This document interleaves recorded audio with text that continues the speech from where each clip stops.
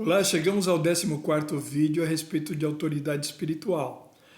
Eu quero começar com a primeira revelação que o Senhor me deu no dia 24 de maio de 2020, e assim Ele começou a me revelar muitas e muitas outras palavras. Está lá em Mateus 24, 45, que diz assim: Sendo assim, quem é o servo fiel e sábio a quem o Senhor confiou-os de sua casa para dar-lhes alimento no seu devido tempo?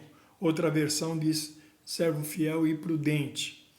Em seguida, depois que o Senhor me trouxe esta palavra revelada no meu coração, Ele me levou para 1 Coríntios, capítulo 4, verso 1 e 2, que é um complemento dessa palavra. Portanto, todas as pessoas devem nos considerar servos de Cristo. Veja, mordomo, né? No sentido original, encarregados dos mistérios divinos, que são os oráculos de Deus, que é a palavra revelada, é aquela que vai dar aos seus conservos, né? O servo fiel e prudente é aquele que traz, né? Vai lá na despensa, no conselho de Deus, buscar a palavra revelada para trazer ao povo.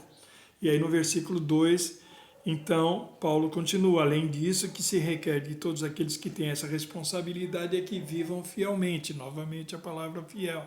Então nós temos que ser fiéis naquilo que o Senhor nos revela e prudentes, sábio, andar segundo aquilo que o Senhor nos revela, para não ir além e nem ficar aquém, porque senão torceríamos a verdade do Senhor.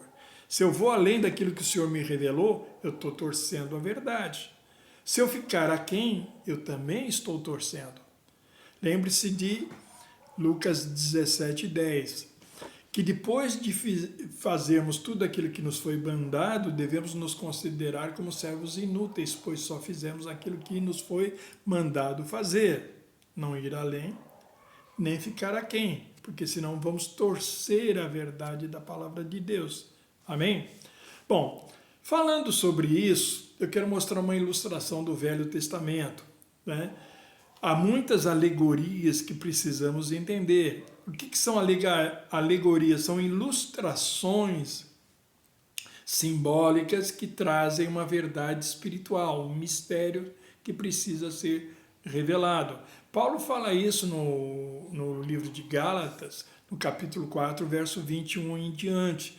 Ele vai falar da alegoria de Agar e de Sara. Lê lá que você vai entender o que Paulo vai falar da simbologia dessas duas mulheres e seus filhos, né? Um gera filhos segundo a carne e o outro gera filhos segundo o Espírito, segundo a promessa.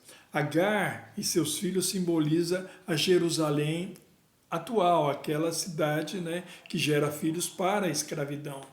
E Sara refere-se a Jerusalém celestial, que gera filhos segundo a promessa.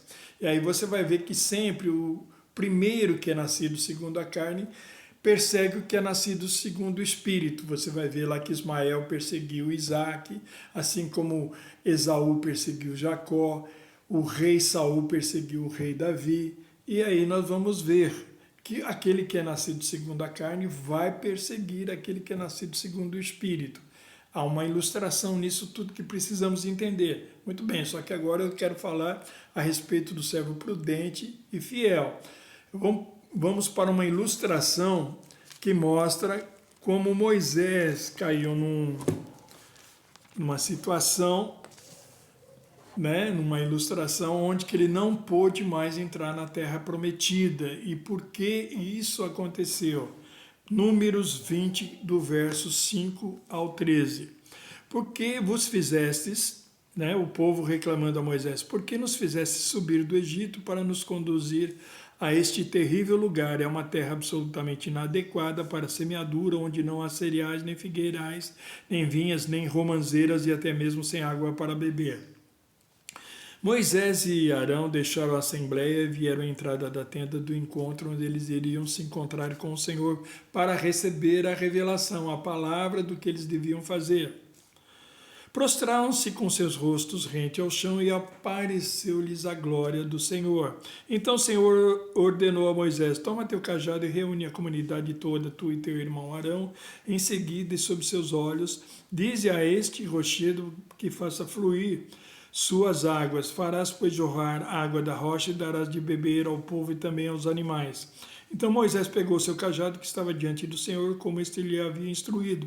Moisés e Arão reuniram a congregação diante do rochedo e em seguida Moisés exclamou: Ouvi agora, rebeldes, será que teremos que fazer jorrar água desse rochedo para vos saciar a sede? Em seguida Moisés ergueu o braço e bateu na rocha 2 vezes com seu cajado. Imediatamente jorrou água potável e saciou a sede de todo o povo e seu rebanho. Contudo, disse o Senhor a Moisés e Arão, verso 12, né? Visto que não confiastes suficiente na minha pessoa, de modo a honrar a minha santidade,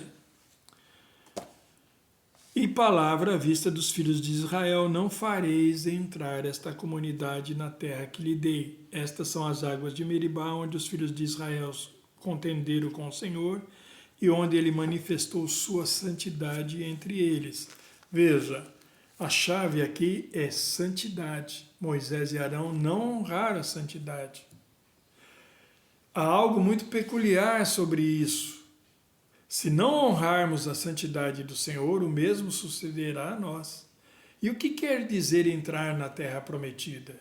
Quando a gente vê esta palavra, né, Moisés desobedeceu, tá? Ele não fez aquilo que o Senhor mandou. Mas o salmista, no Salmo 106, versos 32 e 33, vai dar um complemento disto para que nós possamos entender. Verso 32, contudo, eles ainda provocaram a indignação do Senhor junto às águas de Meribá. Veja, o salmista do Salmo 106 está falando em referência a isso que aconteceu com Moisés e Arão. E por causa deles aconteceu um infortúnio a Moisés, porquanto, sendo rebeldes contra o Espírito de Deus, induziram Moisés a falar sem refletir, falar imprudentemente. Veja que nós vimos lá em Mateus, né, 24:45, servo fiel e prudente. Moisés agiu com imprudência e não foi fiel ao Senhor. De vez de dizer a rocha, ele bateu na rocha, como ele havia feito 40 anos atrás, na primeira geração. Lembra-se que aqui em Números 20 é a segunda geração. A primeira havia perecido sobre o deserto. E o que isso quer dizer? Isto é uma ilustração que precisamos aprender. Depois que o Senhor passou a me revelar a palavra, uns 3 meses depois, eu estava lendo o capítulo 18 do livro de Provérbios. E eu estava no finzinho assim do capítulo, faltando uns 4 ou 5 versículos mais ou menos, para concluir o capítulo, quando a palavra de Deus chegou ao meu coração. A palavra, quando chega ao meu coração, ela chega iluminada. Entende? Sempre é assim. A palavra chega... Uau! Então é isso que quer dizer? Vem um versículo ou uma passagem bíblica iluminada, e aí então eu entendo aquilo que o Senhor quer dizer, assim como ele me revelou Mateus 24:45, 1 Coríntios capítulo 4, verso 1 e 2, ela chega iluminada e aí eu entendo o que o Senhor está falando. Então naquele momento chegou a palavra iluminada. Então eu tinha que parar aquilo que eu estava fazendo e entrar em meditação para entender aquilo que o Senhor está me falando. É assim que as coisas acontecem. Só que como eu estava no finzinho do capítulo, eu quis concluir o capítulo. Aí terminei o capítulo 18, eu coloquei aquele marcador de página, né? Para ficar, então já sei que é só começar a ler no capítulo seguinte. E fechei a Bíblia e fui meditar, mas no momento que eu fui meditar, a palavra já não estava mais no meu coração. Ela tinha sumido. Então procurei lembrar, e eu não conseguia. Porque eu queria entrar na meditação para saber a revelação que o Senhor estava me trazendo. Então comecei a orar, Senhor, me traz novamente a palavra para que eu saiba, né, aquilo que o Senhor está me revelando. E o Senhor não ouviu a minha oração. Aí então comecei a clamar ao Senhor para que Ele me trouxesse novamente a palavra, que eu pudesse entrar em meditação, né? E o Senhor também não me ouviu. Então eu comecei a implorar e chorar e espernear, pedindo ao Senhor, rasgando o meu coração, mas o Senhor também não me atendeu. Nesse momento, eu entendi o que aconteceu com Moisés, porque Moisés fez a mesma coisa. E o Senhor não atendeu a voz de Moisés e disse: basta, não me fale mais sobre isso. Entende? O que significa entrar na terra prometida? É o mesmo que entrar na revelação. Essa é uma alegoria. A terra prometida é uma alegoria. Quando o Senhor me trouxe uma revelação, era algo grandioso. Eu fiquei maravilhado com a revelação. E eu tinha que entrar imediatamente, mas eu quis concluir o capítulo 18 para colocar o marcador. Eu desonrei a santidade do Senhor. Imagina que um grande empresário te coloca como um executivo, né?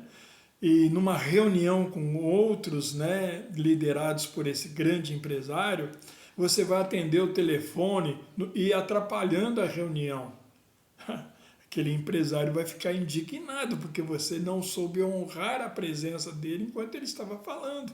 Foi isso que eu fiz. Eu não honrei a santidade do Senhor, porque eu concluí, eu fiz aquilo segundo a minha vontade. Nesse momento eu fui infiel e eu não pude entrar naquela revelação. Assim como Moisés não pôde entrar na terra prometida. Ele foi mandado subir no monte Pisga, e de longe ele viu a terra. Eu também.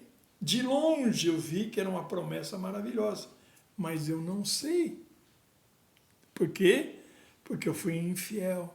Eu desonrei a santidade do Senhor e não pude entrar na revelação. Essa é um símbolo da terra prometida. Terra prometida é a abundância da graça. É quando você entra no reino de Deus e recebe revelações da parte do Senhor. Aquela era uma terra prometida, ou seja, era uma palavra revelada específica do Senhor, que eu entraria naquela revelação e levaria, conduziria outros, né?